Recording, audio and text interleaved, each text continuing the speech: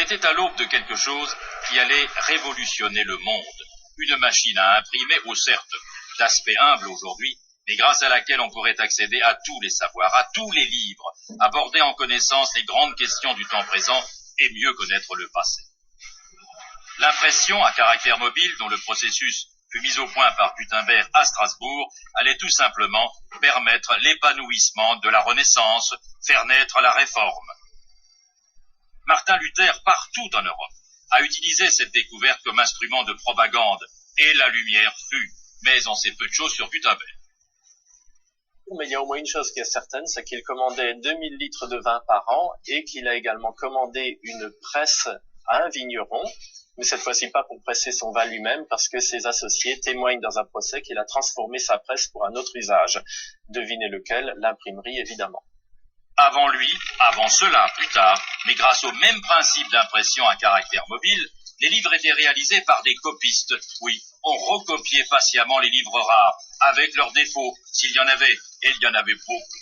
L'inventeur venu de Mayence savait qu'un jour, le livre se ferait ainsi, pouvait atteindre toutes les populations de la Terre. Finalement, Gutenberg a ouvert la voie au monde contemporain. C'est une forme extraordinairement nouvelle à l'époque de diffusion de la pensée. Mais aujourd'hui, c'est quand même toujours la même forme. Quel que soit le média, on en est toujours là. C'est la Bible originale imprimée par Gutenberg. Elle est à la bibliothèque Mazarine, à l'Institut de France. À l'époque, on mettait une journée au moins pour assembler une page. Elle avait été imprimée à 180 exemplaires, en latin d'abord, plus tard en allemand, à Mayence, puis dans toutes les langues. La découverte de Gutenberg permet même aujourd'hui de ressusciter les langues mortes comme ici, à l'imprimerie nationale, grâce à son procédé. Nous avons des poinçons de toutes les langues qui peuvent exister pratiquement. On a 64 alphabets à notre disposition. 64 alphabets. Donc le ninivite, les hiéroglyphes, le cunéiforme.